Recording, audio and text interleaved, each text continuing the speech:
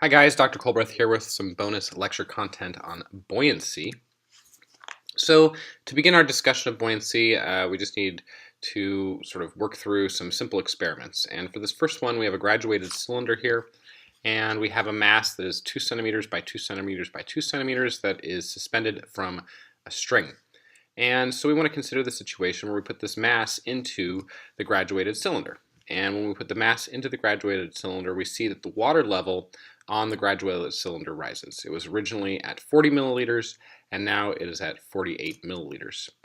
And once the block is submerged, we can also see what happens if we lower the block further down into the graduated cylinder. And when we lower the block further down, it doesn't change the depth of the water. Once the block is fully submerged, increasing the depth does not change the water level. And this purple volume here is the volume of the displaced fluid. It was originally at 40 milliliters, and now it's at 48 milliliters, so we can assume, or we can deduce, that the volume of this cube itself is 8 milliliters, which is consistent with the original dimensions we had. 2 centimeters by 2 centimeters by 2 centimeters adds up to 8 cubic centimeters, which is the same as 8 milliliters. And so for a fully submerged object, the volume of the displaced fluid is equal to the volume of the object. So now let's consider this green cube here, which has a somewhat different behavior when we put it in the graduated cylinder. When we put the green cube in the graduated cylinder, it does not sink, it floats, and approximately 1.5 centimeters is submerged relative to its 2 centimeter height. And we can see that the behavior of the graduated cylinder was a little bit different as well. Before, when we fully submerged our cube, the water level rose from 40 milliliters to 48 milliliters. In this case, with the floating cube, we see that the water level changed from 40 milliliters to 46 milliliters. So the volume of the displaced fluid in this case is that 46 milliliters minus 40 milliliters for a total of 6 milliliters. And we'll see that this is the same as the volume of the submerged object. So we have a cube, so it's 2 centimeters by 2 centimeters, and then our depth is 1.5 centimeters, so that also gives us 6 millimeters for the submerged volume. So that really is just an important topic, because in the topic of buoyancy, we often talk about the volume of the fluid displaced by the object. So if the object is fully submerged, the volume of fluid displaced is the same as the volume of the entire object. And in the case of a floating object like this, where we have it partially submerged, the volume of the displaced fluid is just equal to the volume of the object, which is actually submerged in the water. So now we're going to talk about what we mean by buoyancy. So we're going to take our same yellow cube here, 2 centimeters by 2 centimeters by 2 centimeters, and we've suspended it from a spring scale. And so out here in air, this cube has a weight of 0.1 newtons. Okay, so the gravitational force being pulled down by the cube is balanced by the tension force, and the tension force is measured by the spring scale to be 0.1 newtons. We can see that on a free body diagram. We've got the gravity which points down and the tension which points up. Now, let's make a prediction. How does the scale reading change when the mass is lowered into the fluid? Does it change at all? Does the scale reading increase, decrease, or stay the same? Well, we find that when we lower the scale, we lower the mass into the water while it's attached to the scale, that the scale value decreases. We were at 0.1 newtons before, now we're at 0.022 newtons. So before, the tension force and the gravitational force balanced each other. We know that the force of gravity has not changed on this cube, but we do also know from our measurement that the tension force has been reduced. So there must be another force at work, and in fact the fluid is exerting an upward force on the mass, and we call that the buoyant force, okay? And we give it the symbol F sub B. So the next question is, how does this scale reading change if we lower the box further into the water? So we're going to have more water on top, we're going to lower it further down. Does the scale reading increase, decrease, or stay the same? Well, if we were to lower the box down further, the reading is in fact unchanged. The reading is unchanged. So we've done some experiments, or at least virtually done some experiments here, to get a sense of how buoyancy works. And we can, just to review those numbers, when the scale was in air, the block was in air, the tension was 0.1 newtons. When it is submerged in the water, it is equal to 0.22 newtons. So that means that whatever force has changed between being in the air and being in the water, meaning the upward force that the fluid is exerting on the mass, which we are calling the buoyant force, the magnitude of that force must be that additional upward force between this situation and this situation, which we calculate to be 0.078 newtons. And just to sort of relate these ideas in a direct way, I guess I can't explain it as anything other than a lucky guess at this point, but it's worthwhile. If we also consider the volume of the displaced fluid here, which we calculated to be 8 milliliters for this cube, we can calculate the mass of the displaced fluid, which is 8 grams, and the weight of the displaced fluid is in fact 0.078 newtons. So what we read is as the difference in these tensions is actually equal to the weight of the fluid displaced by the mass when we lower it into the container. So this brings us to the sort of summary here, Archimedes principle. And Archimedes principle says that a fluid exerts an upward buoyant force, Fb, on an object immersed in or floating on the fluid. The magnitude of the buoyant force equals the weight of the fluid displaced by the object. So I've kind of shown that through a series of example experiments, but we can do this somewhat more rigorously. But first, let's look at a quick example here, and that is, what is the mass of this floating block? And we are told that the block is submerged 1.5 centimeters, so let's go ahead and complete our free body diagram. We've got the force of gravity, which points down. We've got the buoyant force, which points up.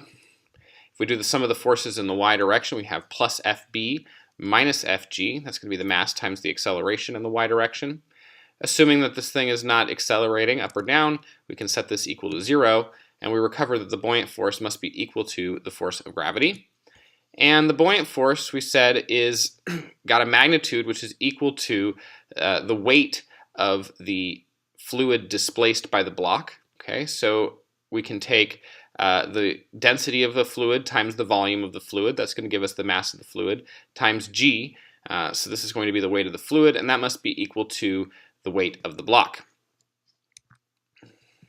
So the volume of the displaced fluid in this case is our 2 centimeters by 2 centimeters by 1.5 centimeters, which gives us 6 milliliters.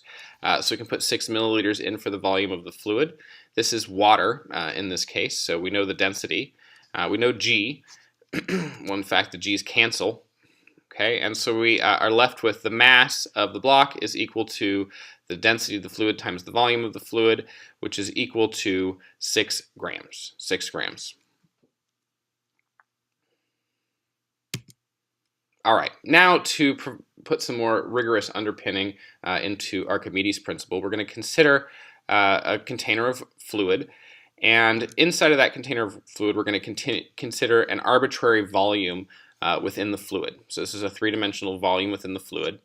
And since the pressure exists in the fluid, there's going to be forces due to the pressure being exerted along the surface of the fluid everywhere. So the fluid is exerting forces on this volume of fluid that we're interested in.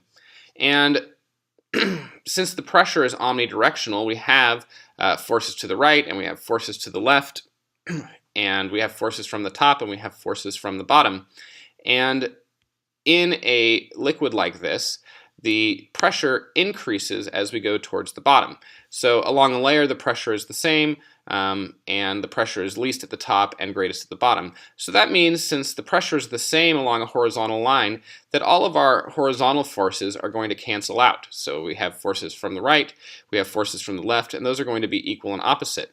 But up and down, our forces are not going to cancel out, because the forces at the top due to the pressure are going to be smaller than the forces at the bottom due to the pressure, because the pressure increases as the depth increases within the fluid. So the net result of all of these pressure forces is we're going to have an up force and a down force, and we expect that the force that is being exerted on the bottom of the volume, or the up force, should be greater than the down force because it is at a higher depth, so the pressure is higher. So to summarize that on the free body diagram, we have an up force and a down force. We expect the up force to be bigger than the down force. And we also have the force of gravity due to the actual volume of fluid here. So it has mass and it's going to have a force of gravity, which also points down. So if we do a sum of the forces in the y direction, we get plus F up minus F down minus mg. That's going to be equal to the mass times the acceleration in the y direction. Since this fluid is in hydrostatic equilibrium, the volume of fluid is not moving up or down, so we can set this equal to 0 on the right-hand side. And we're going to define this quantity of the difference in the pressure forces, the up force minus the down force, which is due to our increasing pressure here. We have a gradient. We're going to define this as the buoyant force. Okay, this is the force that the fluid, the upward force that the fluid exerts on the volume, and that is exactly what we define the buoyant force as in Archimedes' principle. So we get that the buoyant force is equal to the mass of the fluid times g. Now I want to do a thought experiment here where we consider suddenly removing this entire volume of liquid from the container. And the only thing that changes about our free body diagram is that the gravitational force which points down disappears. The buoyant force, which is the up force minus the down force, it still exists. Nothing has changed about the fluid on the outside. Nothing has changed about the forces exerted by the fluid on this volume.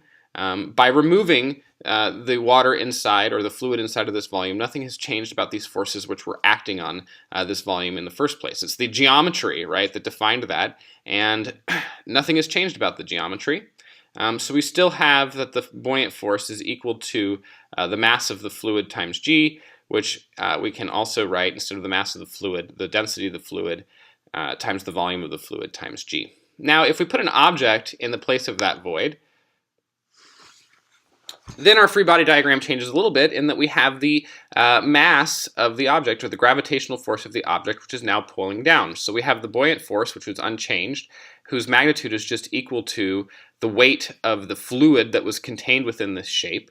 And we have the gravitational force which points down. And for this free body diagram that I've shown here, this object sinks, right? Because the gravitational force is greater than the buoyancy force, or in other words, and this object, which has this volume, weighs more than water of this same volume, or of the fluid, of a volume of fluid the same size.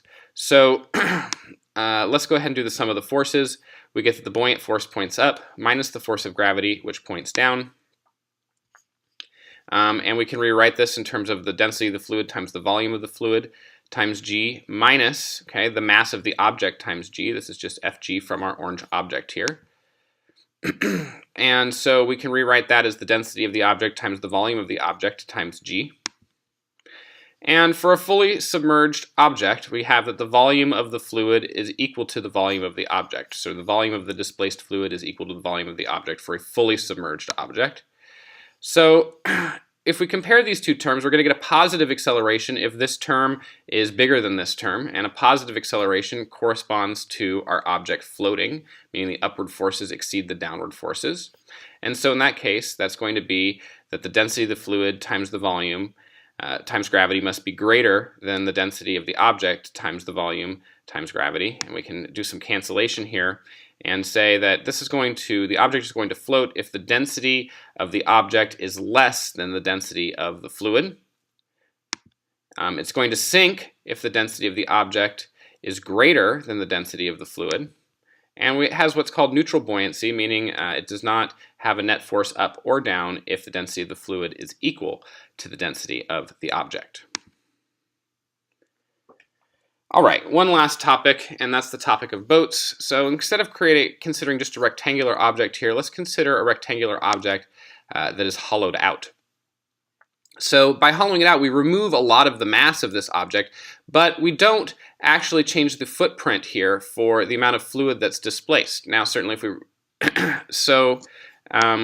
the shape of the boat causes it to displace far more water than the volume of the boat's materials alone. So if this was a steel boat and these were steel plates here, and we just stacked the steel plates up, the volume displaced would be much less than this shape here, which allows this big empty region inside, allows the boat to displace more water than the materials alone. And a boat will float if its geometry allows it to displace enough water equal to the weight of the boat. So if the boat shape allows it to displace enough water such that the volume of water displaced is equal, the weight of the volume of water displaced is equal to the weight of the boat, then the boat will in fact float. So those are my comments on buoyancy. I do have some example problems in some other videos. Thanks a lot. Bye-bye.